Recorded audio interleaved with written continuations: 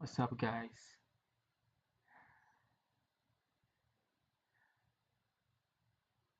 Hey, program machine. Machine. Uh,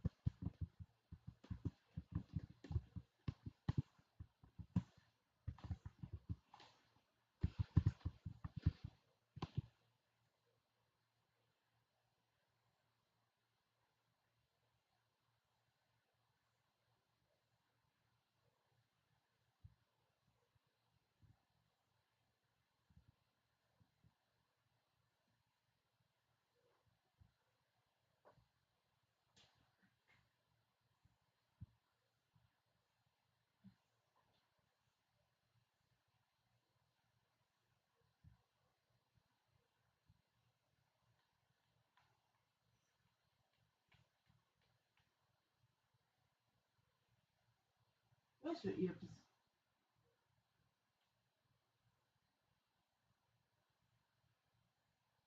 you want to use it?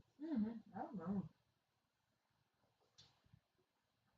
I don't like using it because when I put in my ear hits. All of them. They are there. Hmm? They are there. Huh? They are there.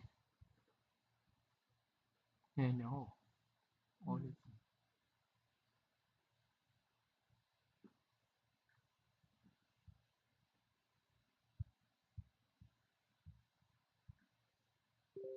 Even though you can't see me, you know that I'm here talking to you. And I can probably persuade you that this container of water and this container of water have the same amount of water, which they do, even though they don't look like they do. And you'll see I left my anglerfish behind me. If someone were to move it without my knowing, you'd rightly expect me to look for it first where I originally left it. You can figure out all these things because you are far down the path of cognitive development. Your parents will be proud. But there was a time in your life, well, in all our lives, when simple concepts like these were totally baffling. Of course, lots of things influence how your mind and its relationship with the world grows over time. Both our genetics and our environment begin to affect our development long before we're even born, and they continue to influence our learning until the day we die. And even though we're born with nearly the same number of brain cells we'll ever have, our complete set of brain hardware takes years to solidify as our neural networks grow more complex. The study of our physical changes, cognitive, social, and emotional changes throughout our whole lives from prenatal to preteen to post-retirement is called developmental psychology. It's how we grow into who we are. And it begins with the growth of knowledge itself, the process by which you matured into that anglerfish tracking, water beaker estimating, peekaboo master that you are today.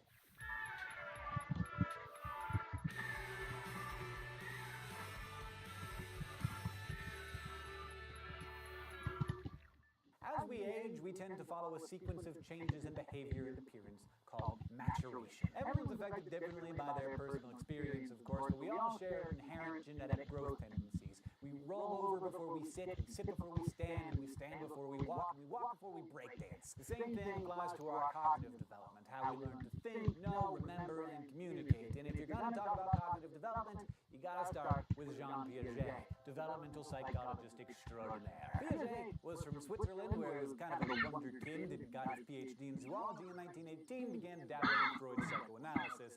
After graduation, he headed to France to work on a method for testing children's aptitudes and abilities. While administering these tests, Piaget began to notice how younger kids kept giving wrong answers to certain questions. He became fascinated by the fact that children of a certain age consistently made particular mistakes that older kids and adults didn't. Like the younger kids would have a really hard time understanding that idea I just showed you, that this container has the same amount of water in it as this container, or that this row of coins has the same number as this row. While others might have dismissed these as childish mistakes, Piaget theorized that it was because humans go through specific stages of cognitive development and intellectual progression. His main game was asking, how does knowledge grow? He proposed that as we grow and struggle to accept our experiences, we create schemas, or mental frameworks that help interpret information. Schemas are like concepts ranging from physical things like birds and hats and eye patches to abstract ideas like friendship and betrayal. And we're constantly striving for cognitive equilibrium or harmony between our thought processes and our environments, which are always giving us new things to think about and adjust to. Piaget proposed that we adapt to new experiences through two processes that are closely related: assimilation and accommodation. When we assimilate new experiences, we interpret them in terms of our existing schemas. So if a toddler has never seen a deer but has a schema for a horse, she may call the first deer she sees a horsey. She wants to fit it within her understanding. But with more interactions in the world, our minds expand to accommodate or adjust to new experiences. So soon enough, that kid realizes that deer aren't just horses, and she adjusts her schema. From there, she'll be able to tell the difference between Bambi and Black Beauty in no time. Still rewriting your resume for every job? One more version. Vida reads the job description and your background, then creates a resume tailored to the role. But our knowledge base grows in ways that are much more complex than just those two steps, and Piaget knew that. He went on to devise a four-stage theory of cognitive development that described how we learn in different phases of our lives. He called stage 1 the sensory motor stage, which begins at birth and continues on to about age 2. This is the time when babies experience the world through their senses and actions, touching and grabbing and looking and hearing, and putting things in their mouth. From what I can tell, mostly just putting things in their mouth. Younger babies may get scared around strangers, seem to live only in the present, and have to see something to know it exists. This makes them very easy to trick, if you're into that. I mean, if you have any experience with babies, just think about this. Toss a blanket over a 6-month-old's pacifier and they think it vanished.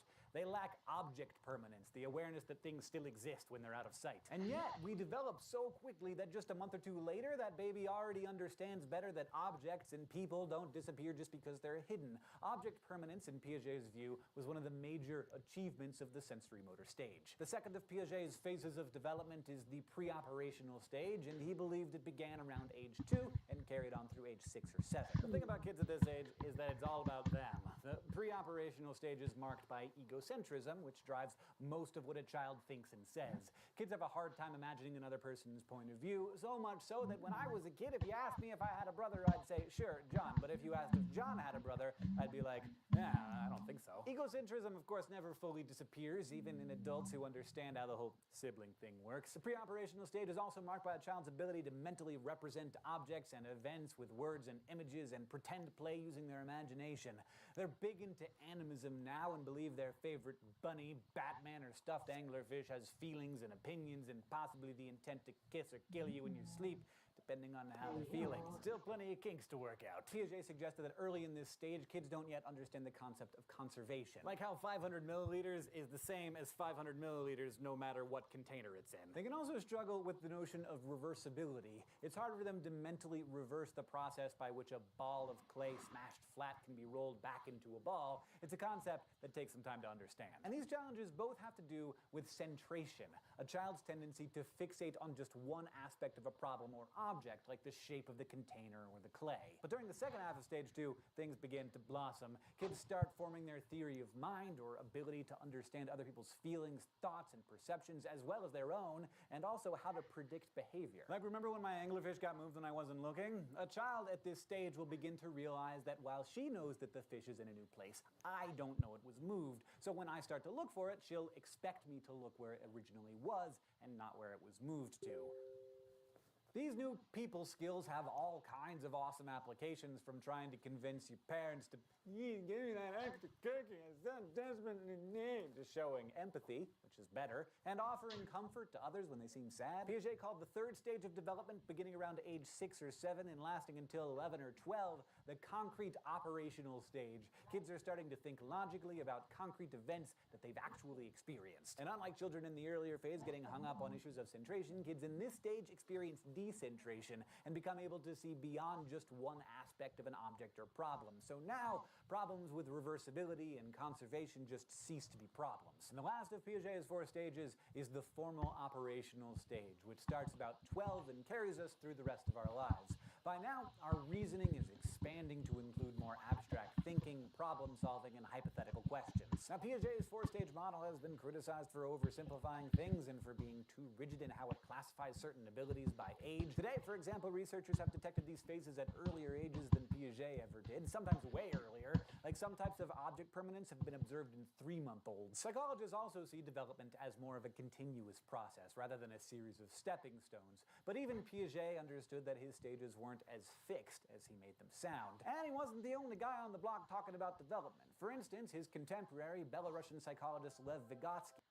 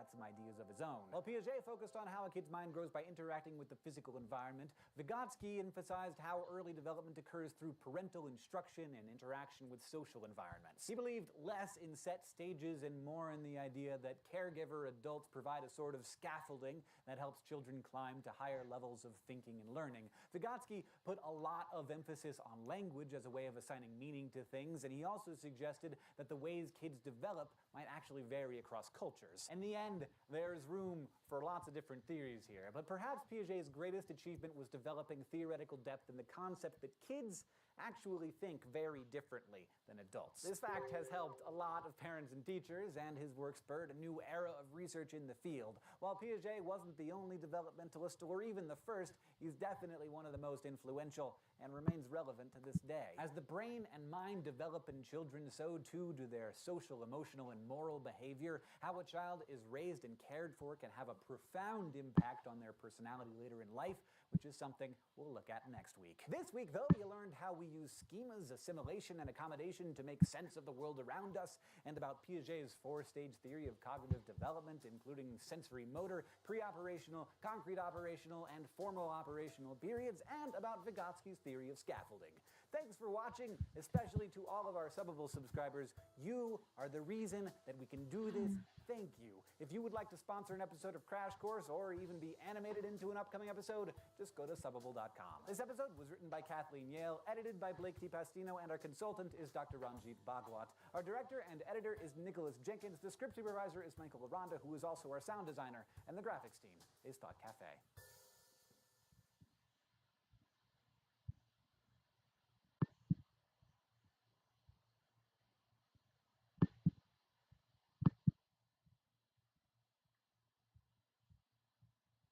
So you've probably seen a little kid react to a sudden bang or a terrifying clown or some strange Santa at the mall, right? Yeah, not pretty. That child probably immediately reached for a parent looking for comfort, and that same kid might freak out if she was separated from her adult of choice, especially if she was in an unfamiliar environment. It's called attachment, and if you've ever seen a clingy kid, you know why it's called that.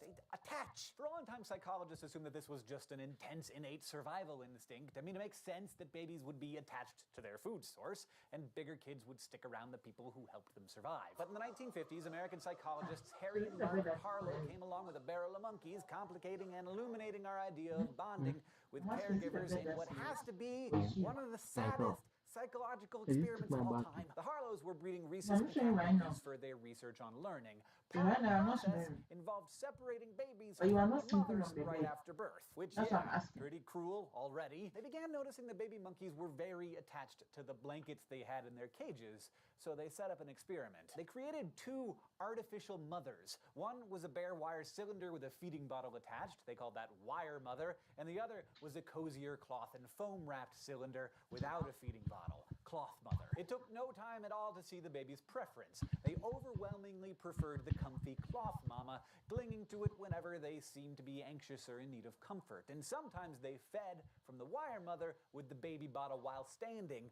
on the cloth one. This discovery that attachment wasn't just about getting breakfast surprised a lot of people. It turns out that contact and touch are vital to attachment, learning, emotional well-being, and psychological development. As the brain and mind develop in infants, so too do their emotions and social behavior. Caregivers can greatly influence this development, and most psychologists will tell you that how a child is raised early on can have a huge effect on how they view the world, other people, and themselves, not to mention how they react to stressful situations or sort out moral dilemmas. I mean, it's a big, complex, challenging world out there, and wire monkey baby mama just ain't gonna cut it.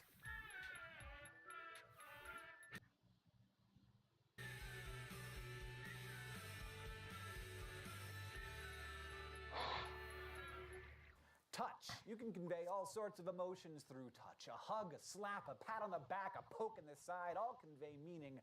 Babies learn a lot through touch. It's how they feel security and trust. So you can imagine how the Harlow's poor macaques, who were separated not just from their mothers, but everyone, grew up to have some social issues as adults. That maybe putting it too mildly. Those monkeys showed many signs of being really disturbed, from trouble eating to rocking back and forth in a trance to even engaging in self-mutilation.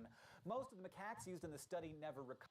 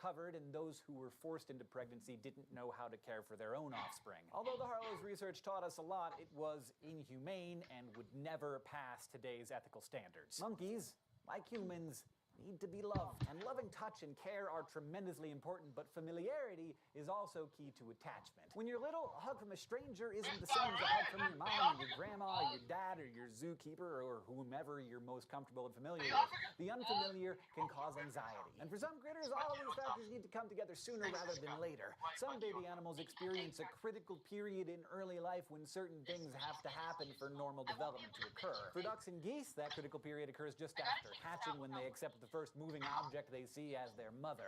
This so-called imprinting process can be difficult to reverse, which can make things a bit awkward if that moving thing is a golden retriever or a person or a beach ball. Thankfully, human babies don't imprint. The world would be a lot different and a lot more bizarre if they did. Human babies do, however, feel a lot more comfortable around people, things, and settings that they are familiar with. They form emotional attachments, but not all attachments are created equal. In the 1970s, American psychologist Mary Ainsworth created the Strange Situation Experiment to observe children's different attachment styles. She'd put a 1-year-old kid and their mom in an unfamiliar room, like a playroom at the lab, and then observe the child playing with the mother. Eventually, the child would encounter something potentially stressful. Like a stranger would come in and interact with the child, and then the mom would leave. If the kid freaked out, the stranger would try to comfort them. Then mom would come back, and the stranger would leave. Different children responded differently to the strange situation. Ainsworth measured and observed 4 different categories of behavior, including separation anxiety, the child's willingness to explore, stranger anxiety, and reunion behavior, or how the child reacted when the mom returned, which was what... Send the right message from your business every time. SpaceMail is the email built for business, which means it's secure, spam-free, and fully customizable. Find the SpaceMail plan that works for you.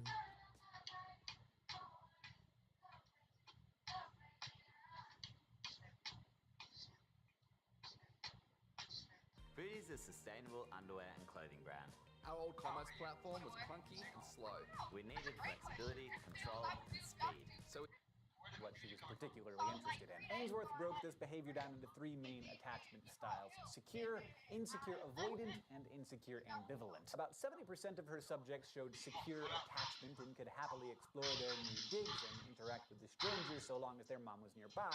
If mom left, they might freak out a bit, but they greeted her return in a happy and positive way. About 15% of the kids demonstrated insecure ambivalent attachment. They were afraid of the stranger, cried more, and explored less, and had a major freak out when mom left, only to act all salty and mad when she returned. The last 15% or so showed insecure avoidant attachment. They were fine with the stranger, kind of indifferent actually, didn't cling to mom, didn't seem bothered when she left, showed little interest upon her return. Ainsworth observed that sensitive, attentive mothers usually raised securely attached kids, whereas less responsive mothers who often ignored their children, or super anxious mothers who obsessed over every little thing, often raised insecurely attached toddlers. And then, of course, on the extreme, the poor monkeys with their unresponsive fake moms, they became absolutely terrified in unfamiliar situations. Attachment is vital. It builds the foundation for our sense of basic trust and quite possibly for our adult relationships, our motivation to achieve, and our willingness to be bold, like that toddler playing with new toys in a strange room. Given what those messed up monkeys taught us, it should be no surprise that disruptions in attachment can bring a world of pain. Babies raised under abuse or extreme neglect are often withdrawn and frightened, and many parents who've engaged in abusive behavior were abused themselves as children. Young kids exposed to extended abuse, trauma, and neglect are at higher risk for psychological disorders, health problems, and substance abuse as adults. Studies of children raised in understaffed Romanian orphanages, for example, found that they scored lower in cognitive tests and were twice as likely to exhibit symptoms of anxiety as their counterparts raised in quality foster homes. It's certainly true that some kids can show remarkable resilience, but disrupted attachment and care, often further complicated by social and economic marginalization of all kinds, can leave lifelong scars. So if one of infancy's major social achievements is forming positive attachments, then one of the biggest achievements in childhood would have to be achieving a positive sense of self. This self-concept, or an understanding and evaluation of who we are, is usually pretty solid by about the time we turn 12. Charles Darwin proposed that our self-awareness begins when we can recognize ourselves in a mirror. This self-recognition typically doesn't occur in humans under 15 to 18 months. And by the time that tot's headed to kindergarten, their self-concept is rapidly expanding. They probably know their age, hair color, and family name. Perhaps they know they're good at drawing and not so good at tree climbing, and they're noticing the differences and similarities they share with other people. Kids with positive self-images are more happy, confident, independent, and sociable. So, how can we instill these values and security in kids, and how does parenting affect development? Whether your parents were aloof or affectionate, strict or lax, and whether they spanked you or preferred to talk it out, one model of parenting would probably categorize them into one of three major styles, all related to control. The authoritarian parent makes rules with consequences and expects you to follow them because I said so, and tends to not be very warm to their child, whereas the permissive parent often caves to their child's demands and exerts little control over any of the child's behavior. The authoritative parent, meanwhile, seeks to find a balance between the two. They are demanding but always explain the reasons for their rules and are loving and responsive. And of course, research indicates that finding that culturally appropriate sweet spot between too hard and too soft is the best way to go. Now, in addition to that growing sense of self, two other important landmarks of childhood and adolescence are the ability to discern right from wrong and the formation of individual character. When those two things combine, they give us morality. Last week, we talked about Jean Piaget and his three-tiered model for cognitive development. Well, American psychologist Lawrence Kohlberg modified and expanded on that and blew it up into his own three-level theory of moral development, which emphasized the notion that our moral reasoning continues to develop throughout our lives. Kohlberg outlined his theory by posing a series of moral dilemmas to children, teens, and adults, and then analyzing their reasoning behind the judgments. One of his most famous questions is known as the Heinz dilemma. A woman is dying of cancer. There's a special new drug that might save her, but the pharmacist wants to make a big profit, so he charges a lot of money for it.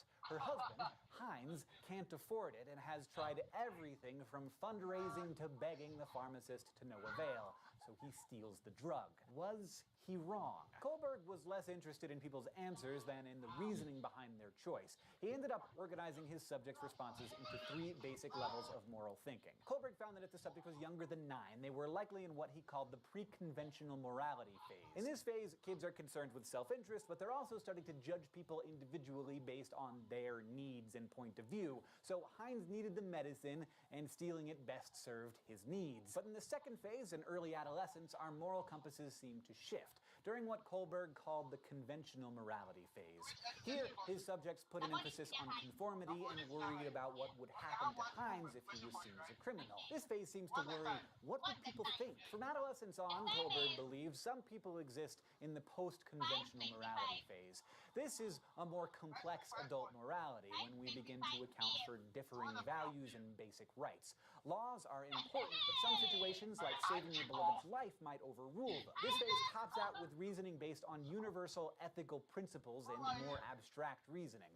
Heinz was right to steal the medicine because people have a right to live. Critics of Kohlberg set up questioned his emphasis on moral thinking rather than moral action, arguing that there's a big difference between reasoning out what you should do and actually doing it. But one thing's for sure, what we experience during our first years on this planet, the nature and quality of our attachments, our sense of self, and our moral development, they all set the stage of our adolescence and adulthood. Today, your developing brain learned about Ainsworth's 3 styles of secure, insecure avoidant, and insecure ambivalent attachment, and about authoritarian, permissive, and authoritative parenting styles. You also learned about developing self-concept and Kohlberg's stages of morality. Thanks for watching, especially to all of our Subbable subscribers who make Crash Course possible. To find out how you can become a supporter, just go to Subbable.com/Crash Course. This episode was written by Kathleen Yale, edited by Blake Pastino, and our consultant is Dr. Ranjit Bhagwat. Our director and editor is Nicholas Jenkins. The script supervisor is Michael Aranda, who is also our sound designer.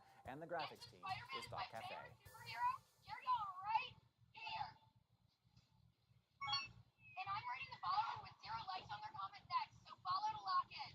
Oh, that's not harsh! And your names are Ghost. Traveling soon? No stress. Your 4G, 5G, and 200-plus destinations. Stay connected for less. Your travel eSIM for €3.99, up to 4 gigabytes. GOMO World. Your travel eSIM, wherever you go.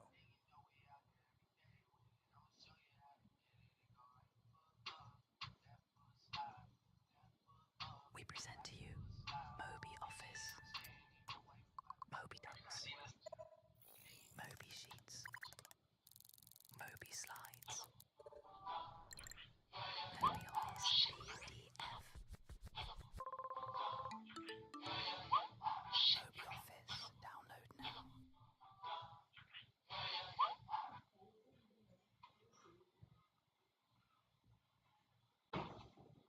So far, in our exploration of how the mind grows, we've talked about a lot of different philosophies and models and ways of looking at things. But here's a surprisingly useful tool for understanding developmental psychology: The Breakfast Club. This video, by the way, will contain Breakfast Club spoilers. That classic 80s movie about a band of teenagers stuck in detention one fateful Saturday morning. Do they do Saturday detentions anymore? That was never a thing at my school. That was crazy, the idea that kids would come in on a weekend for detention. You got the hoodlum, the jock, the nerd, the princess, and the so-called basket case, and at first they're all salty and standoffish with each other because, you know, let's face it, American high schools are sort of a breeding ground for that kind of thing. But as the day progresses, they start to open up and share things and have a little fun by way of a dance montage. And at some point they each kind of crack, revealing something very important about adolescence in the process, which is the struggle between the need to stand out and the need to belong. All these kids feel tremendous pressure to maintain their image in their particular group, in part because there's just some security in belonging to a group, even if that group gets picked on by another group. And so they wear the corresponding diamond earrings, combat boots, Letterman's jackets, and spectacles, and act how their roles dictate. But the thing is, none of those kids are satisfied with their outward identities. Instead, they're all stuck in the classic teenage struggle, one that German psychoanalyst Erik Erikson, yes, his name is actually Erik Erikson, called the crisis between identity and role confusion. In other words, their newly forming identities were at odds with other people's expectations of what roles they should play. Hence the confusion. The past couple weeks we've been talking about childhood as a crucial period of growth, learning, and change, and it definitely is. But anyone who's ever seen a John Hughes movie knows that there's way more to growing up than just that. And I got some news for you. From adolescence into adulthood and into old age, the drama of your personal psychological development never ceases. Never. So get used to it.